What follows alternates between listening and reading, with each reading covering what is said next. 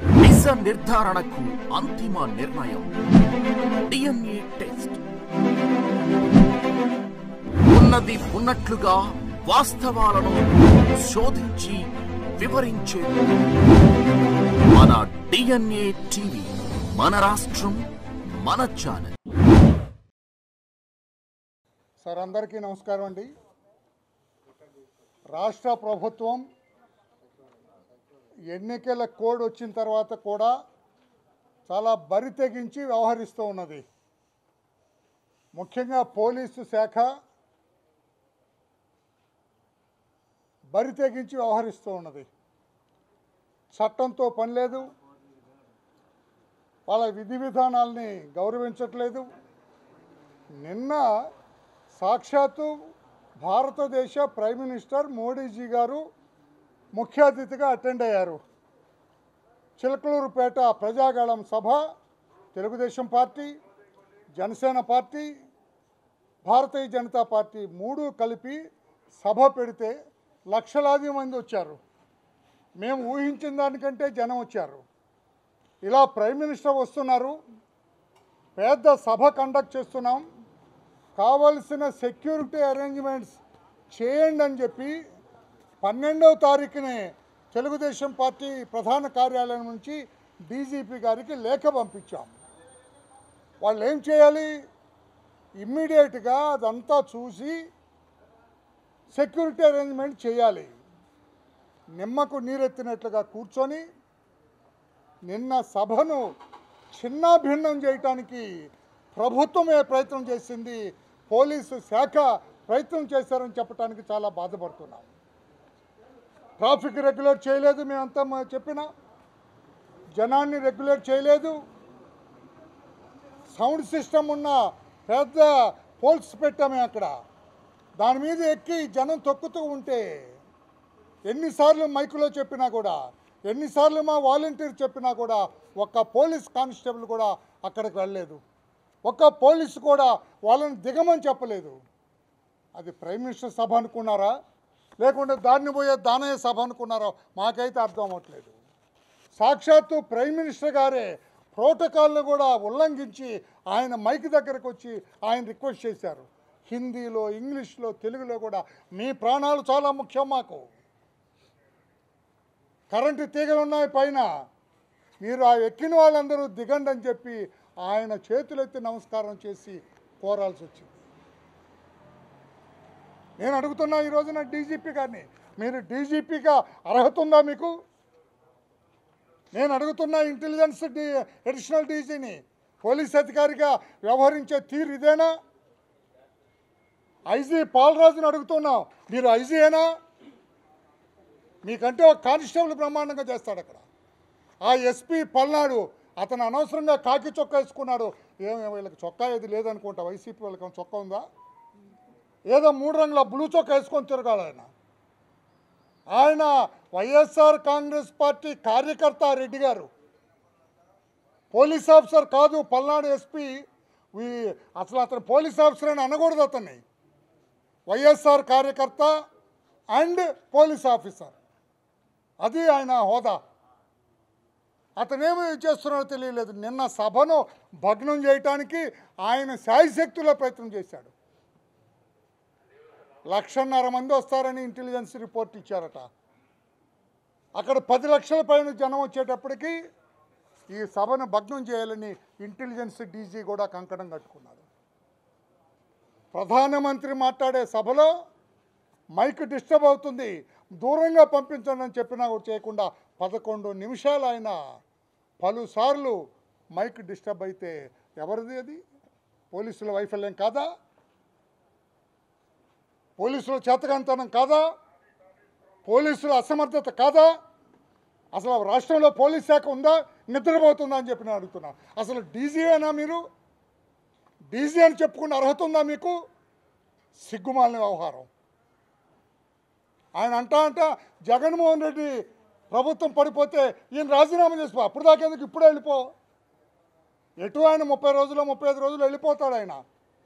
జగన్మోహన్ రెడ్డి ఓడిపోతే డీజీ గారు volunteer retirement పెట్టి వెళ్ళిపోతాడంట, ఇంటెలిజెన్స్ డీజీ వెళ్ళిపోతాడంట. ఆ పిఎస్ఆర్ ఆంజనేయులు. ఈ పల్నాడు ఎస్పీ అయితే ముందే పారిపోతాడు. మీరందరూ పోలీస్ ఆఫీసర్లండి, ప్రజలను రక్షించే వాళ్ళని మీరు, ప్రజాస్వామ్యాన్ని కాపాడే వాళ్ళని మీరు. జగన్కు సేవ చేయటంలో, ఈ రోజున రాష్ట్ర ప్రభుత్వానికి సేవ చేయటంలో పునీతులవుతున్నారు తప్పితే ప్రజా సంక్షేమాన్ని చూడటంలో కాదు అని చెప్పి కూడా తెలియచేస్తున్నాం. అందుకే మేము మొత్తం ఆధారాలతో సహా ఈ రోజున చీఫ్ ఎలక్టరల్ ఆఫీసర్ మీనా గారిని కలిశాం. ఆ 4 అధికారులు ఉండటానికి వీలేదు. 4 అధికారుల మీద DG Rajendranath Reddy, intelligence additional DG mister PSR Anjaneyulu, IG Guntur range mister Paulraj, YSR Congress కార్యకర్త ఎస్పీగా పనిచేస్తున్న శివశంకర్ రెడ్డి, రవిశంకర్ రెడ్డి పల్నాడు ఎస్పీ. ఈ 4 మీద కూడా సివియర్ యాక్షన్ తీసుకోవాలి. ఇమ్మీడియట్ కావాలని వాళ్ళు ఉన్న పొజిషన్లో నుంచి తొలగించాలి. ఎన్నికలకు సంబంధించిన ఏ డ్యూటీ కూడా 4 ఇవ్వటానికి లేదు. ఎన్నికలు సజావుగా సాగాలనుకుంటే ఆ 4 వెంటనే ఎన్నికల విధుల నుంచి, ప్రజెంట్ పొజిషన్ నుంచి తొలగించాలని చెప్పి కూడా రిపోర్ట్ ఇవ్వటం జరిగింది. ఇప్పటికే చాలా రాష్ట్రాల్లో ఇటువంటి వాళ్ళందరినీ కూడా ఎలక్షన్ కమిషన్ తొలగించడం జరిగింది. వెంటనే వితిన్ ఏ డే ఆర్ 2, 1-2 రోజుల్లోనే ఈ 4 అధికారులను కూడా వారి విధుల నుంచి తొలగించి ఎన్నికలు సజావుగా సాగవు. ఈ 4 ఉంటే ఎన్నికలు సాగవు. జగన్మోహన్ రెడ్డికి భజన చేస్తారు వీళ్ళు. జగన్మోహన్ రెడ్డి గెలవాలని శాయశక్తిలో ప్రయత్నం చేస్తారు. అవసరమైతే వీళ్ళు దొంగోట్లు కూడా వేసేటట్టున్నారు. 4 దొంగోట్లు వేయించేటట్టుకున్నారు 4 దగ్గరుండి. అందుకని ఈ 4 ఉంటే ప్రజాస్వామ్యానికి చేటు కనుక ఈ 4 వారి విధుల నుంచి తప్పించాలని చెప్పి కూడా కోరటం జరిగింది. భారతదేశంలో ఎక్కడా కూడా ఒక మైక్ డిస్టర్బ్ అయితే ప్రధానమంత్రి 11 నిమిషాలు కరెంటు పోయింది. కరెంటు పోతే పోలీసులు కరెంటు వాళ్ళతో మాట్లాడొద్దండి. కరెంటు పోతే మేమేం చేస్తాం? మేమేం చేయటం? అసలు ప్రైమ్ మినిస్టర్ సభకి కరెంటు పోద్దండి. అరే జగన్మోహన్ రెడ్డి ఆకాశంలో వెళ్తే రోడ్డు మీద ఈ ఫన్నీ పోలీస్ రోడ్డు మీద కూడా ట్రాఫిక్ రెగ్యులేట్ చేస్తారు, సినిమాలో చేసినట్టు. ఆకాశంలో పోతే కిందోడు ఏం చేస్తారండి? రోడ్డు మీద కూడా ట్రాఫిక్ రెగ్యులేట్ చేసే ఫన్నీ పోలీస్. ప్రధానమంత్రి వస్తే మీరు చేయరా? కరెంటు పోతే మీరు పట్టించుకోరా? మైకు అక్కడ ఆ సౌండ్ సిస్టమ్ పెట్టిన దగ్గర తొక్కుతున్నారంటే మీరు రెగ్యులేట్ చేయరా? 1,00,000 మంది రోడ్ల మీద ఉన్నారు, మా వాళ్ళ బస్సుల్లోనే కూర్చొని ఉన్నారు. ఈ పోలీసుల అసమర్థత వల్ల, ఈ పోలీసుల చేతకంతనం వల్ల 1,00,000 మంది రోడ్ల మీద ఉన్నారు. బస్సు దిగి వెన్నులోకి వెళ్ళలేకపోయారు. 2-3 కిలోమీటర్ల దూరంలో ఆపేశారు బస్సులన్నీ కూడా. అందుకని ఈ అసమర్థ పోలీసు అధికారులు 4 తొలగించాలని కోరటం జరిగింది. అన్ని సాక్ష్యాలు విన్నారు, అన్నీ చూపించాము ఆయనకి. తప్పకుండా యాక్షన్ తీసుకుంటున్నారు కనుక మీ అంతటి మీరే గౌరవంగా ఈ 4 అధికారులు కూడా తొలగిపోవాలి. ఎలక్షన్లు అయ్యేంత వరకు ఎక్కడ ఫోకల్ పొజిషన్లో వీళ్ళు ఉండటానికి వీలేదని చెప్పి కూడా మేము అక్కడ డిమాండ్ చేశాం. Thank you. అందరికీ నమస్కారం. మన భారతదేశ చరిత్రలోనే ఒక ప్రైమ్ మినిస్టర్కి ఇంతకుముందు మీరు తెలంగాణలో కూడా చూసుంటారు. అక్కడ ముఖ్యమంత్రి ప్రైమ్ మినిస్టర్ వచ్చినప్పుడు ఎయిర్పోర్ట్కి వెళ్ళకపోవడం, కనీసం కర్టసీస్ కూడా చేయని పరిస్థితి చూసాం. ఇవాళ ఏ పరిస్థితి ఏందో మనం చూస్తున్నాం. ఇవాళ ప్రజలు యాక్సెప్ట్ చేయరు కొంతమందిని. అలాగే ఇక్కడ కూడా జగన్మోహన్ రెడ్డిని ఒక ప్రైమ్ మినిస్టర్ వచ్చిన తర్వాత 2 లక్షల మంది జనం అని చెప్పిన తర్వాత ఇది ఇంటెలిజెన్స్ వాళ్ళు నిన్న దరిదాపు 8 లక్షల నుంచి 10 లక్షల మంది వచ్చారు. బప్పూడి నుంచి గణపవరం వరకు ట్రాఫిక్ ఆగిపోయింది. అక్కడి నుంచి మన ఒంగోలు రూట్లో 5 కిలోమీటర్లు ఆగిపోయింది. రావాల్సిన వాళ్ళందరూ కూడా డయాస్ మీద రాకుండా 80% రోడ్ల మీద ఆగిపోయారు. కేవలం వాంటెడ్లీ ఈ సభని భగ్నం చేయాలనేదే ఈరోజు వైసీపీ ప్రభుత్వం యొక్క ఉద్దేశం. మేము పాసులు అడిగితే ఈ హెలిప్యాడ్ నుంచి రిసీవింగ్ దగ్గర నుంచి కూడా పాసులు అడిగితే మేము 11 o'clock మేము రిక్వెస్ట్ చేస్తే ఎస్పీ రవిశంకర్ రెడ్డి గారు కానీ ఎవరు లిఫ్ట్ కూడా చేయనటువంటిది. చివరికి మేము ఎస్పీజీకి కంప్లైంట్ చేసి ఢిల్లీకి ఫోన్ చేస్తే, ఢిల్లీ నుంచి ఫోన్ చేస్తే అప్పుడు వీళ్ళు పాసులు ఇవ్వడం జరిగింది. అంటే డయాస్ మీద ఉన్న పక్కన గెస్టులకు కూడా ఇవ్వలేనటువంటి పరిస్థితి. అదేవిధంగా హెలిప్యాడ్ దగ్గర రిసీవ్ చేసుకోవడానికి కొంతమందిని మేము పేర్లు ఇస్తే ఒక 80 మంది పేర్లు వాళ్ళని కూడా అలౌ చేయాలి. ఆఖరికి మోడీ గారికి ఒక 6 మహిళలు సన్మానం చేద్దామని ఒక ప్లాన్ ప్రకారం ఢిల్లీ నుంచి వచ్చిన లిస్టుకి వాళ్ళకు కూడా 6గురికి ఇవ్వలేనటువంటి పరిస్థితి. చివరికి అంటే ఇది ప్రజలకు తెలియాల్సిన అవసరం ఉంది. ఎందుకంటే అక్కడ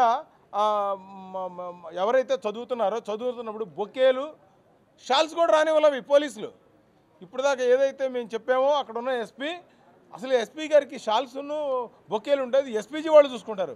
కానీ ఎస్పీజీ దాకా వెళ్లకుండానే వచ్చినట్టు తీసుకొని అక్కడ డస్ట్బిన్లో పడేశారండి. ఆఖరి దేవుడి బొమ్మలతో సహా వెళ్ళిపోండి బయటకని. ఏం అరాచకం ఇది. సో దీన్ని కేంద్ర ప్రభుత్వం దృష్టికి తీసుకెళ్తాం. అందుకని ఈ రోజున ఎలక్షన్ కమిషన్ దృష్టికి తీసుకొచ్చి మరి రాబో కాలంలో మళ్ళా చాలా మీటింగ్స్ ఉంటాయి. ప్రైమ్ మినిస్టర్ గారి, అమిత్ షా గారి కూడా ఇటువంటి దుర్మార్గమైన చర్యలు జరగకుండా ఉండాలని ఈ ప్రభుత్వానికి దీనికి సిఎస్ గారు కూడా రెస్పాన్సిబిలిటీ తీసుకోవాల్సిన అవసరం ఉంది. జవహర్ రెడ్డి గారు, రాజేంద్రనాథ్ రెడ్డి ఏ విధంగా రెస్పాన్సిబిలిటీ ఆయన కూడా, ఎందుకంటే స్టేట్లో లా అండ్ ఆర్డర్ కానీ లేకపోతే వచ్చిన విఐపీస్ని రిసీవ్ చేసుకుంటూ పంపించే బాధ్యత కూడా ఆయనకు ఉంది. కనీసం ఇప్పుడైనా కళ్ళు తెరిచి మీరు ప్రభుత్వ యంత్రాంగంగా పనిచేయాలి తప్పితే ఒక వ్యక్తులకో లేదా ఒక పార్టీకో కొమ్ము కాసే విధంగా పనిచేయకూడదని చెప్పి మరొకసారి మేము చెప్తూ ఈ విషయాలన్నింటినీ కూడా కేంద్ర ప్రభుత్వం దృష్టికి తీసుకెళ్తున్నాం. కేంద్ర ప్రభుత్వానికి ఆల్రెడీ ఈ యొక్క ఏదైతే ప్రైమ్ మినిస్టర్ ఆఫీస్ ఉందో వాళ్ళకి రిపోర్ట్ చేయబోతున్నాం. దానికి తగ్గ విధంగానే ఇక నుంచి కనుక ఇలా జరిగితే వాటి మీద చర్యలు కూడా ఉండే మనవి చేస్తూ ఇప్పుడు మన సోదరుడు మాట్లాడవలసిందిగా కోరుతా ఉన్నాం. అందరికీ నమస్కారం అండి. నా పేరు బండి రామకృష్ణ, జనసేన పార్టీ నాయకుడిని.